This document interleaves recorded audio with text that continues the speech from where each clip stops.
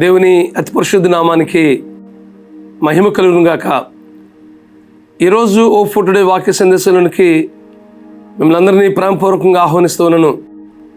ఈ సందేశాలు మీ మధ్య పంచుకోవడానికి దేవుడు మాకు ఇచ్చిన కృపను బట్టి దేవునికి స్తుతిస్తూ, అలాగే ఈ సందేశాలు క్రమంగా వ్యక్తిగతంగా కుటుంబంగా ఉంటున్న మీ అందరికీ మన ప్రభువైన యేసుక్రీస్తు నామములో లైఫ్ చర్చ్ వైజాగ్ నుంచి శుభములు తెలియజేస్తా ఉన్నాను.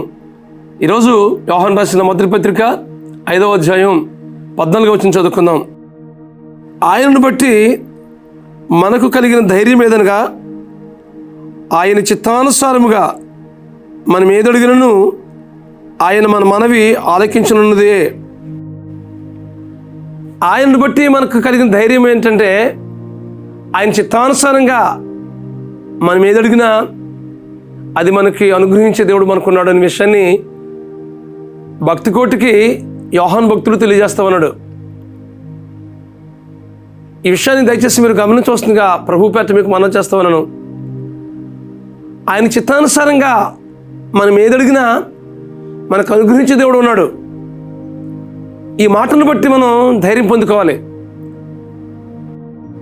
చాలాసార్లు ఆయా పరిస్థితులు ఎలా ఉంటాయంటే, ఈ పరిస్థితి ఎప్పటికీ ఎలాగే ఉండిపోతుంది అనుకుంటాం. ఈ పరిస్థితిని మార్చే స్థితి ఏమీ కనిపించట్లేదు అనిపిస్తూ ఉంటుంది. అది ఎలాంటి సమస్యలు కావచ్చు, ఆర్థిక సమస్యల, అనారోగ్య పరిస్థితుల, అప్పుల బాధల, లేకుంటే కుటుంబ సమస్యల, ఏదేమైనప్పటికీ చాలాసార్లు ఈ పరిస్థితి గుండా నేను జీవితాంతం ప్రయాణించవలసిన అని అనుకుంటాం. కానీ దేవునికి అప్పగించినట్లయితే వాటన్నిటి నుంచి విడిపిస్తాడు. అది మన ధైర్యం. ఆయనను బట్టి మనకు కలిగిన ధైర్యం ఏంటంటే, ఆయన చిత్తానుసారంగా మనం ఏదడిగినా మన మనవి ఆలకిస్తాడు అనే విషయాన్ని ఇక్కడ యోహాను భక్తుడు తెలియజేస్తూ ఉన్నాడు. అయితే చాలాసార్లు మనం దేవుని చిత్తాన్ని ఎలా అనుకుంటామంటే, మన జీవితంలో ఏదైతే మంచి జరుగుతుందో, మనం ఏదైతే అనుకుంటున్నామో అది దేవుని చిత్తం అనుకుంటాం. కానీ మన జీవితంలో దేవుని చిత్తమే మంచిది అనే విషయాన్ని మీకు జ్ఞాపకం చేస్తా ఉన్నాను. దేవుని చిత్తం అంటే మనం కోరినట్లుగా, మనకి మంచిది అనిపించినట్లుగా అనేది కాదు దేవుని చిత్తం అంటే. కానీ దేవునికి ఇష్టకరమైనది, దేవుని వాక్యానుసారమైనది, దేవునికి ఏదైతే మంచిది అనిపిస్తుందో అది దేవుని చిత్తం. కాబట్టి దేవుని చిత్తమే మనకు మంచిది, కానీ మన మంచి దేవుని చిత్తం కాదు. ఈ విషయాన్ని మీరు గ్రహించవలసిందిగా ప్రభు పేట మీకు మనవి చేస్తా ఉన్నాను. ఆయన చిత్తానుసారంగా మనం అడిగినప్పుడు తప్పనిసరిగా మనం పొందుకుంటాం. మనం ప్రార్థన చేసినప్పుడు ప్రభువాన్ని చిత్తమైతే జరిగించు ప్రభు అని ప్రార్థన చేయాలి. కానీ ఇది జరిగించు ప్రభు అని ఆయన చిత్తానికి అప్పగించుకోకుండా మనం ప్రార్థన చేసినట్లయితే ఆ ప్రార్థనకి ప్రతిఫలం పొందుకోలేం. ఒకవేళ ప్రతిఫలం పొందుకున్నా అది మనకు ఆశీర్వాదం కాదు. ఈ విషయాన్ని మీరు గ్రహించవలసిందిగా ప్రభు పేట మీకు మనవి చేస్తా ఉన్నాను. ఎన్నో సమస్యలు, ఎన్నో శోధనలు, ఎన్నో ఇరుకులు, కొన్ని ఇబ్బందులు వస్తుంటాయి జీవితంలో. వాటన్నిటినీ దేవునికి అప్పగించుకుంటూ దేవుని మీద ఆధారపడుతూ మనం ముందుకు వెళ్తున్నప్పుడు మన జీవితంలో గొప్ప నెమ్మది పొందుకుంటాం, గొప్ప ధైర్యాన్ని పొందుకుంటాం. హన్నా తన జీవితంలో ఎన్నో సమస్యలు ఎదుర్కొంది. కుటుంబంగా కట్టబడదు, కానీ ఆమె జీవితంలో నెమ్మది లేని పరిస్థితి కనిపిస్తూ ఉంది. తన తోటిదైన పెనినా ఎన్నోసార్లు విసిగించింది, ఎన్నోసార్లు కోపాన్ని కలిగించింది. ఎంత వేదనకు గురైందో, అసలు అన్నపానంలో కన్నీరైపోయింది ఆమె జీవితంలో.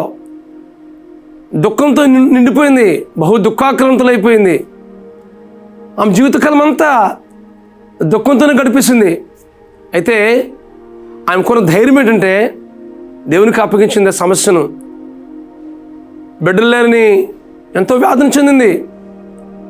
దానివల్ల లోకం దృష్టిలో, తన తోడుదైన పెనిన దృష్టిలో చాలా చిన్న చూపుకు గురైంది, మానసికంగా ఎంతో కృంగిపోయింది. అయితే దేవుని చిత్తానికి అప్పగించుకుని దేవుని సన్నిధిలో ప్రార్థన చేసినప్పుడు ఆమె జీవితంలో గొప్ప కార్యం చేశాడు.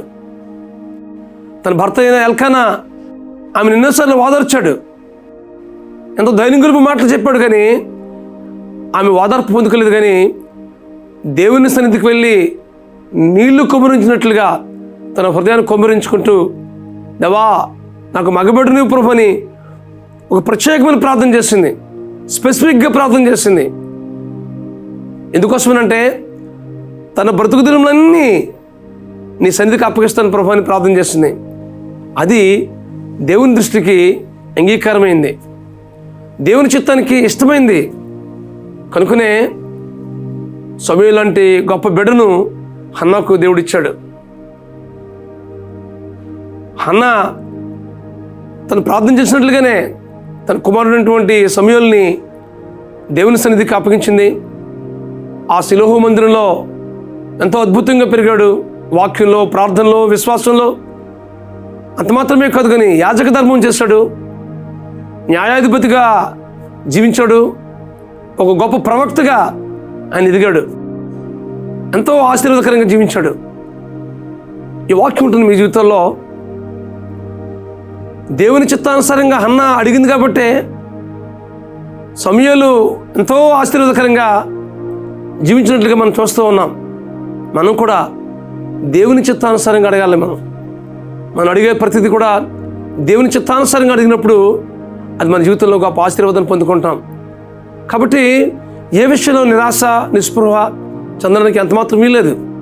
ఎందుకంటే మన దేవుడు మన జీవితంలో గొప్ప ఆదరణ, గొప్ప ప్రోత్సాహాన్ని, గొప్ప ధైర్యాన్ని, గొప్ప సంతోషాన్ని నింపడానికి ఇష్టపడుతున్నాడు.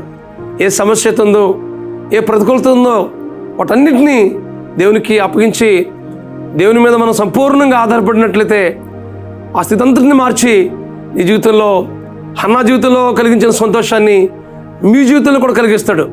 కాబట్టి ఈ విషయాన్ని మీకు గమనించవలసిందిగా మనం చేస్తూ మన జీవితంలో ఎదురవుతున్న ప్రతి సమస్యను దేవునికి పరిపూర్ణంగా సమర్పిద్దాం, దేవుని మీద సంపూర్ణంగా అనుకుందాం, ఆయన చిత్తానుసారంగా మనం అడిగి పొందుకుందాం.